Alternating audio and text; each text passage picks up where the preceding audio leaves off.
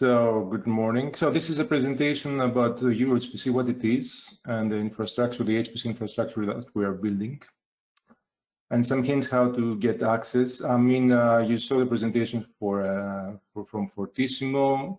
This is more a presentation of the agency funding Fortissimo and also the infrastructure that your application should be able to run in the coming periods. So first of all, what is EuroHPC? I'm not sure if people here in the meeting is familiar with our agency. So essentially, EuroHPC is a joint undertaking. This is a legal entity that was coined by the Commission back in 2018 in order to coordinate essentially all the activities related to high-performance computing in Europe. And if we want to use business terms, the JU is kind of a spin-off of the Commission. Commission has 50% of the voting rights, and the rest of the stakeholders are participating states from all over Europe, which are member states of the Union plus affiliated states. And we have two private members, it's the ETP4HPC and BDVA. So we have two pillars of activities. One is to fund and support research and innovation applications and development of skills in Europe. Essentially, we took over all the work from the Commission, from DigiConnect that was doing for HPC, and now we have it under our umbrella. But also, apart from grants and funding, we are buying systems. We are deploying infrastructure. We're building supercomputers, and this is also an important aspect. And actually, this is my main job here in the JU, to help with the development of the infrastructure, participate in procurements, and so on. But also, in addition, by the way, I'm also the policy officer of EuroHPC, so it's good to see that the Greek partner is doing these initiatives, and I'm happy to help and participate. In any case, so initially, as I said, the EuroHPC was set up in 2018 with more or less a budget of 1.5 billion euro. 50% more or less, which is provided by the Union, by the Commission, and 50% is contributions from the participating states. So you can see also all the map of all the member states, the countries currently participating, and so in the procurement side, which was the build of the infrastructure, the initial goal was to procure 8 systems, 8 supercomputers, 3 top range, 3 so-called pre-exascale systems, and 5 mid-range systems, smaller, so-called petascale systems. And this is the status. In order to set up this infrastructure, first of all, the JU sought for 8 hosting entities, 8 supercomputing centers who would take the responsibility to actually host the systems and to operate them. The 3 pre-exascale systems that we are building had a minimum performance target of 150 petaflops. These systems are owned by the JU, so it's our property essentially. And we fund 50% of the CapEx and the OpEx, so all the acquisition and the operation costs of the systems. And the rest 50% is provided by the hosting entities, which are consortia of countries, in most cases not just one country, but especially for the pre-exascale systems are consortia that are contributing to the budget. Now we're also procuring 5 petascale systems, which in the end right now they have a performance of 4 to 12 petaflops. These are owned by the JU. We just paid 35% of the acquisition. and the rest of the capex and the operations are provided by the hosting entity itself. So these 8 systems, the 3 pre-exascale are located in Spain, Barcelona, in Barcelona Supercomputing Center, in Italy, in Bologna, in Cineca, and the last one is in Finland. It's operated by CSC and is installed in a small town on the middle of Finland called Kajaani. The 5 petascale systems are located in Portugal. There is one here in Luxembourg, where also the JU is located, in Czech Republic, Slovenia, and the last one in Bulgaria. So these procurements ran in the previous year.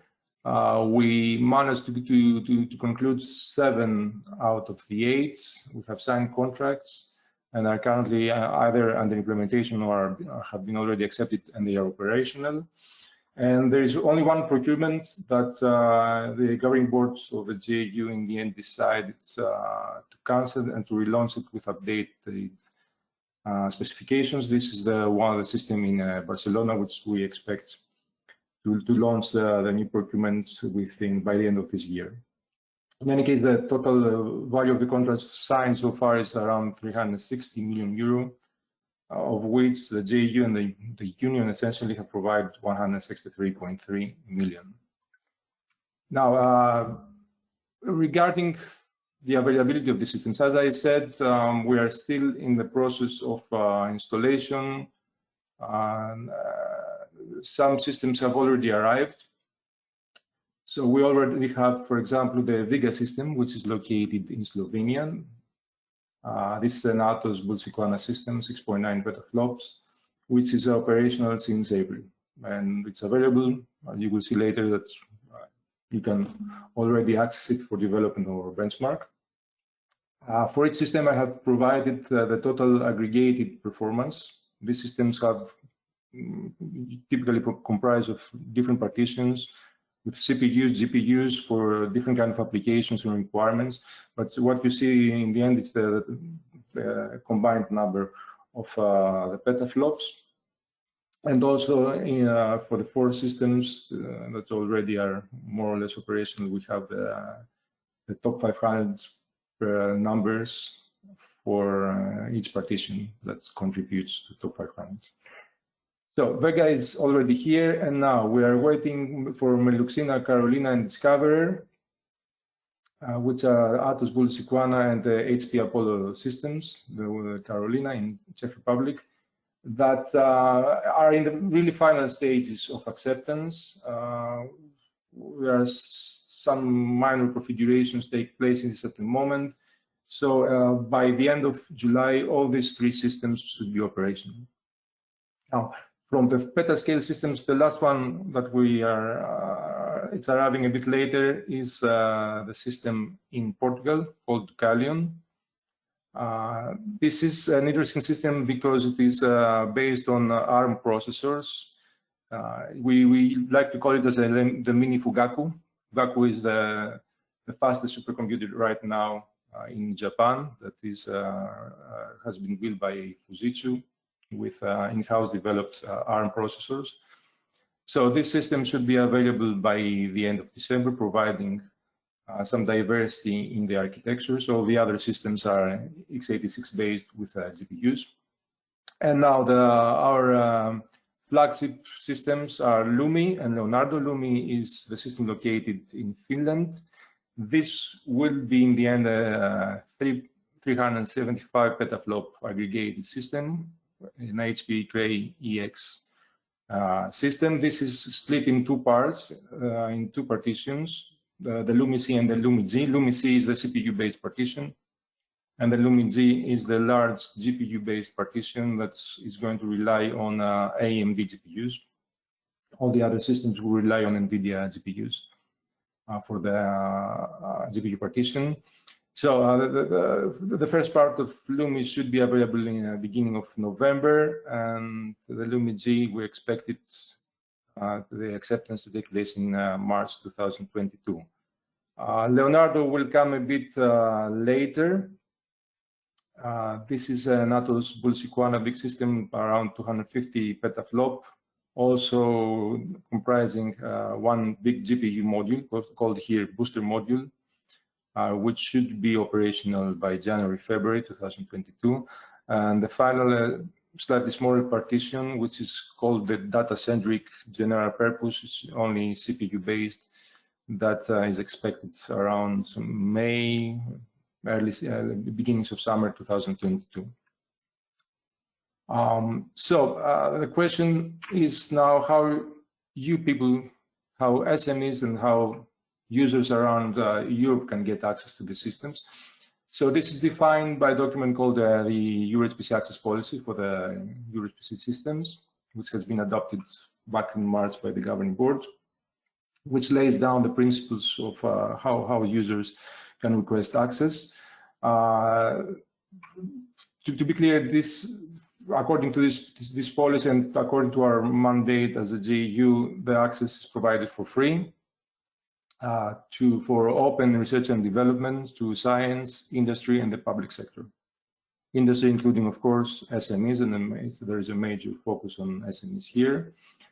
This access policy defines 6 access modes. And the access modes more or less define how many resources you can get, how many CPU hours, DPU hours, how large of a storage is available for application, for how long time you get access to the system. The large calls are the extreme scale and the regular calls. These two, the process is that the users submit proposals that go through a peer review process. They are ranked, and the best proposals get time and access to the system. But also there is a possibility for development and benchmark access. And these are for a smaller amount of resources, and they are focused basically on offering resources to users to develop their codes, to benchmark their applications. And benchmarking of applications is necessary before submitting an application for the high-level calls of extreme scale and regular scale. You need to have ported your applications in one of the systems to have run scalability tests to know how well your application scale, and to then to submit this information for the extreme scale and regular access code. Also, we foresee fast-track access for industry and academia. These are calls that also have a very lightweight process for evaluation. And this is targeting for applications that already have run in the past, have completed, but would like to get quickly access to run some fine-tuning, some additional tests, some runs, and to avoid going through all the process again.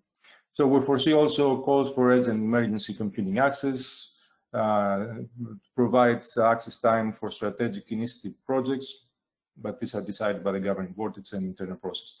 Now, for these processes, we use Praise. We work together with Praise to design the access policy and also now to implement it. Praise, for those who are not familiar, is the initiative in Europe that is responsible for managing the access to the high-level supercomputers in Europe, now provided by Germany, Italy, Spain, Switzerland.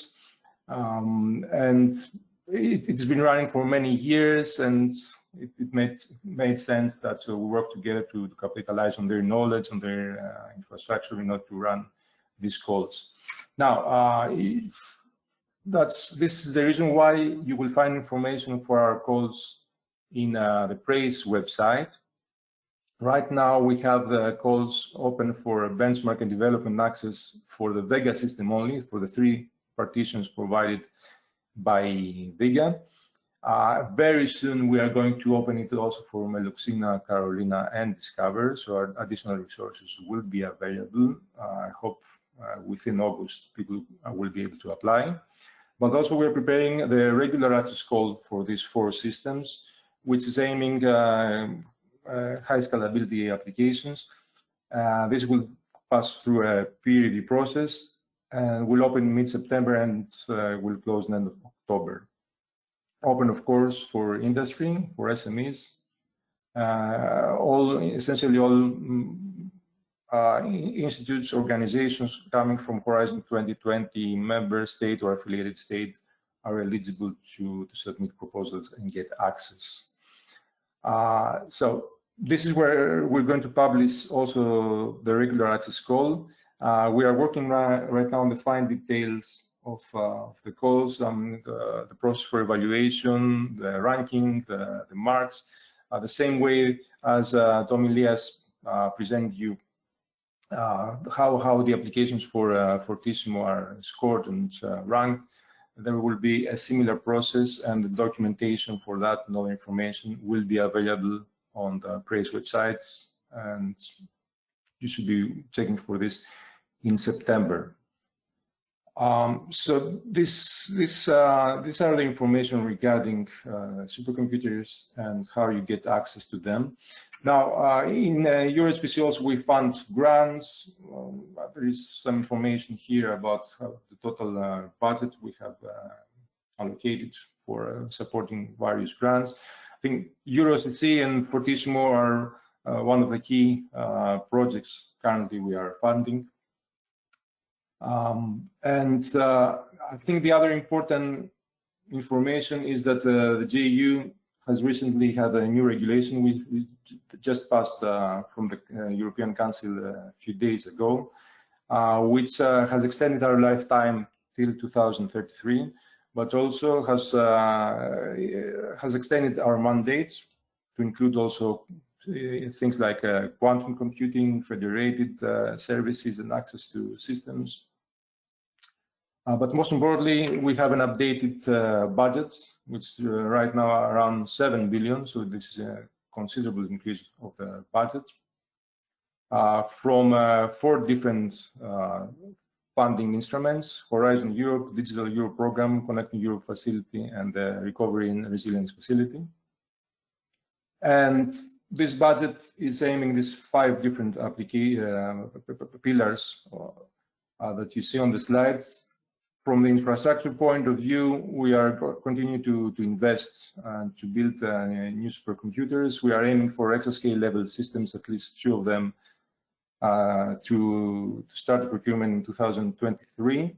Also a number of mid-range systems, 4 to 5, depending on the budget and in the end of the interest from participating states to actually procure and operate supercomputers in their countries. But also we are going to procure quantum computers, also to be available for the public. And there are plans for industry-oriented supercomputers. These are a bit vague at the moment, but the idea is that one of the supercomputers we're going to procure is going to be dedicated only for industrial applications. So this is it from me. Many thanks for your attention. This is our website where you should be able to find more of this information. And I guess I remain to your disposal for any questions you may have. Yes, this is the time for questions.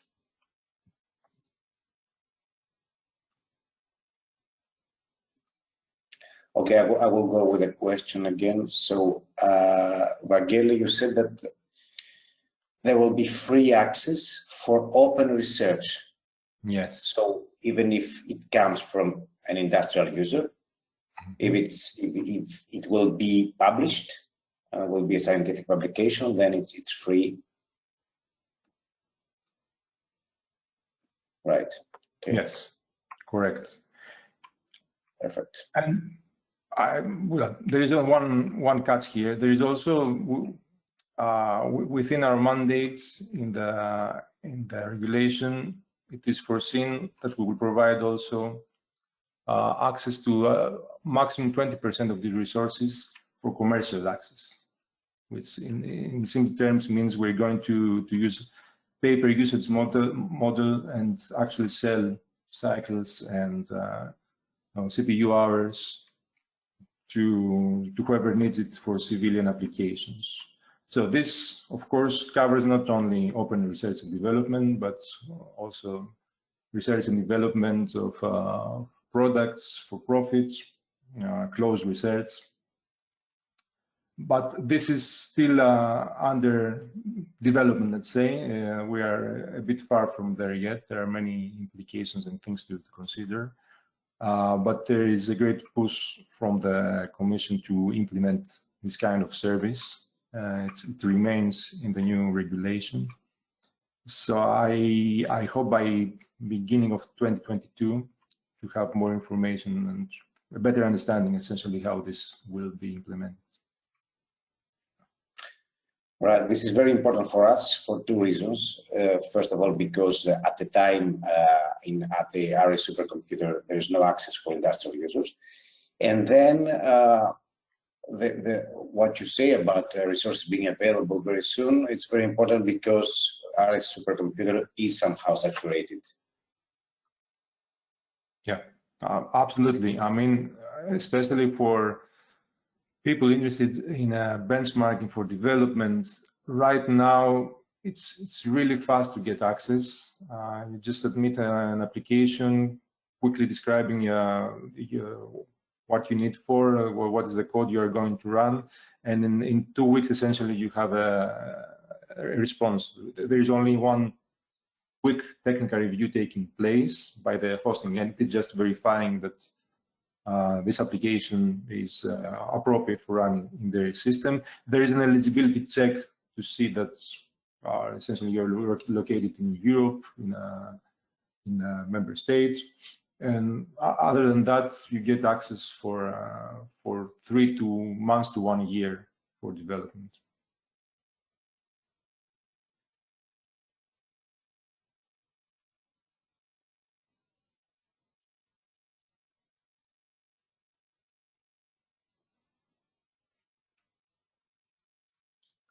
So any other question, Ilya? Any?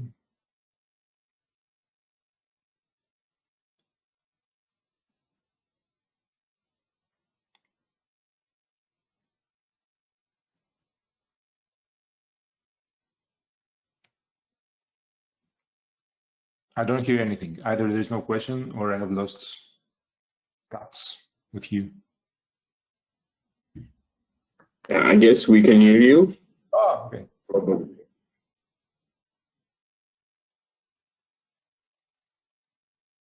Good. Ilya, if there is no other question, I guess I can leave the floor for the next presentation.